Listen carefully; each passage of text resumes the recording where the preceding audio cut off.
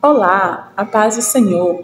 Esse é mais um vídeo da nossa série de estudos Cristo no Antigo Testamento. Durante essa série de estudos, nós estamos abordando os 39 livros do Antigo Testamento, observando Cristo sendo representado literalmente ou simbolicamente em todos eles. Nós cremos que Cristo, como tema central da Bíblia, ele é reverenciado e referenciado também no Antigo Testamento. E nesse vídeo nós estaremos falando do livro de Ruth. O livro de Ruth, ele é um dos menores livros do Antigo Testamento, com apenas 4 capítulos. Ele faz parte daquela seção dos livros históricos. O livro de Ruth, o seu autor, é desconhecido e ele tem o propósito de falar sobre a Moabita, né, que leva a história de Ruth, né, a Moabita, que leva o nome do livro, Ruth. Ruth, ela é o personagem principal deste livro. De acordo com a tradição rabínica, né, quem escreveu o livro de Ruth foi Samuel. Então, para os judeus, né, tradicionais, eles acreditam que o livro de Ruth, essa história foi escrita por Samuel. A história de Ruth, ela passa na época ainda dos juízes, né? Então, historicamente, é aceita ali que na época que é ambientada a história de Ruth, é na mesma época em que Gideão era o juiz. Então, é mais ou menos nessa época aí. O interessante da história de Ruth é que o livro de Ruth, ele não menciona a palavra Deus. Você não vê a palavra Deus sendo mencionada no livro de Ruth, mas você vê a atuação de Deus, a atuação ali do Espírito Santo em todos os momentos, porque Ruth era uma estrangeira, né, uma estrangeira moabita, né, os moabitas eles eram até inimigos do povo de Israel em muitas das suas lutas, e ela se torna bisavó de Davi, ou seja, Ruth vai entrar ali na linhagem do nosso Cristo, né, ela está ali como a bisavó de Davi, então ela entra ali na linhagem de Jesus. Como é que nós possamos observar, né, antes disso, como eu falei, Ruth está dividida em 4 capítulos. Como é que nós dividimos esses 4 capítulos? O capítulo 1 fala, o livro de Ruth é conhecido como o livro dos 4 descansos, né? O primeiro descanso é o descanso desejado, né? No capítulo 1. Do capítulo 2 e o capítulo 3 é o descanso procurado, e o capítulo 4 é o descanso alcançado. Então, durante esses 4 capítulos, é bem rápido esse livro, um livro bem pequeno, mas bem precioso, porque ele vai falar exatamente sobre como é que foi o encontro de Ruth, né, ali na sua escolha de ficar com Noemi, a sua sogra, que Noemi sim era judia, então ela fala através de Noemi que Ruth conhece Deus de Israel, vem para Jerusalém, vem para Israel, e ali ela conhece, né, toda a lei, todo o preceito, e Noemi tinha ficado viúva, e ali ela vai conhecer Boaz, né, Ruth vai conhecer Boaz. Boaz, ele tem uma história interessante, por quê? Porque Boaz, ele era filho de Raabe, a prostituta que foi resgatada lá em Jericó. Então você vê aí que tanto Ruth era moabita e como Boaz tem uma descendência estrangeira. E eles são, né, os bisavós de Davi, e eles entram na linhagem de Cristo. E isso é interessante por quê? Porque isso nós possamos ligar exatamente como Cristo é observado no livro de Ruth. Cristo, ele entra nesse paralelo exatamente isso, porque Boaz, ele foi o resgatador de Ruth.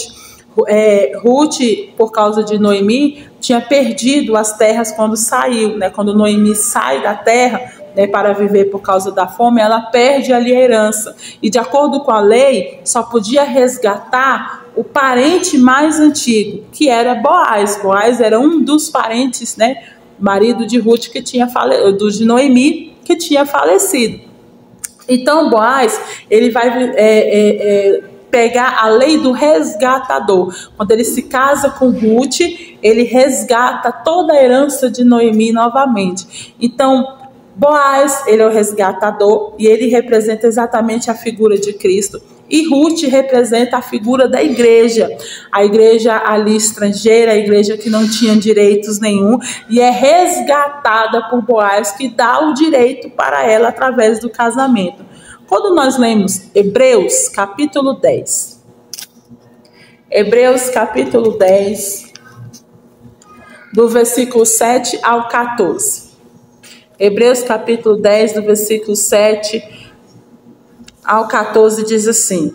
Então, eu estou lendo aqui numa Bíblia da Nova Tradução da Linguagem de hoje. Diz assim: Então eu disse, estou aqui, ó Deus, venho fazer a tua vontade, assim como está escrito a meu respeito no livro da lei. Primeiro ele disse, tu não queres sacrifícios ou ofertas de animais, e não te agrada as ofertas dos animais queimados inteiros no altar, nem os sacrifícios oferecidos para tirar pecados. Ele disse isso, embora todos os sacrifícios sejam oferecidos de acordo com a lei. Depois ele disse, estou aqui, ó Deus, para fazer a tua vontade. Assim Deus acabou com todos os antigos sacrifícios e pôs no lugar deles o sacrifício de Cristo. É por Jesus Cristo fez o que Deus quis. Nós somos purificados do pecado pela oferta que ele fez, uma vez por todas, do seu próprio corpo. Todo sacerdote judeu cumpre todos os dias os seus deveres religiosos e oferece muitas vezes o mesmo sacrifício, mas eles nunca poderão tirar pecados. Porém, Jesus Cristo ofereceu só um sacrifício para tirar pecados, uma oferta que vale para sempre, e depois sentou-se do lado direito de Deus. Ali Jesus está esperando até que Deus ponha os seus inimigos como estrave debaixo dos pés dele. Assim, como um sacrifício só, ele aperfeiçoou para sempre os que são purificados do pecado. Olha que coisa maravilhosa. O nosso Senhor foi o nosso resgatador.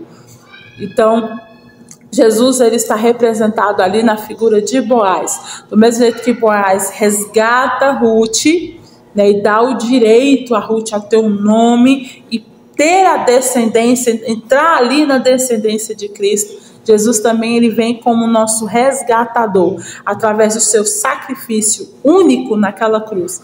Nós não necessitamos mais de sacrifícios de animais, porque os sacrifícios feitos naquela época pelos sacerdotes precisavam ser feitos todos os dias. E mesmo assim, ele era para aquele pecado daquele momento.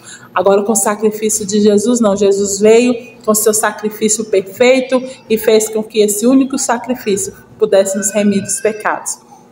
Então Jesus, ele é o nosso resgatador. Essa figura do resgatador no Antigo Testamento era feito com uma questão de soberania e graça, né? Então a pessoa mostrava a sua soberania de acordo com a lei e a sua graça de trazer de volta uma herança que estava perdida. Jesus, ele faz exatamente isso. Quando ele morre na cruz, por mim e por você, ele traz uma herança que foi perdida ali no Jardim do Éden, né? Com o pecado, nós perdemos a essência feita pelo próprio Deus. Então Jesus, ele traz essa essência de volta com o seu sangue purificador. E isso simboliza o quê? A sua misericórdia conosco. No livro de Colossenses, capítulo 1, versículo 13.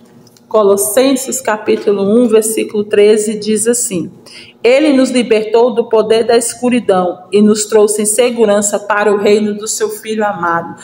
Então Jesus, ele nos resgata das trevas, ele nos resgata da herança perdida, da herança do pecado, para nos trazer para a sua maravilhosa luz. Então quando nós lemos o livro de Ruth, apesar de Deus não estar mencionado, a palavra Deus, o nome de Deus não ser citado em nenhum momento ali, nós vemos Deus atuando na vida daquela mulher, atuando na vida de Boaz e colocando ela na linhagem de Jesus, porque a linhagem de Jesus, através de uma mulher moabita e de um homem que veio de uma mulher que já tinha sido prostituta, mostra exatamente sobre a misericórdia do Senhor para com todos aqueles que pecaram, mas que tiveram a sua vida transformada.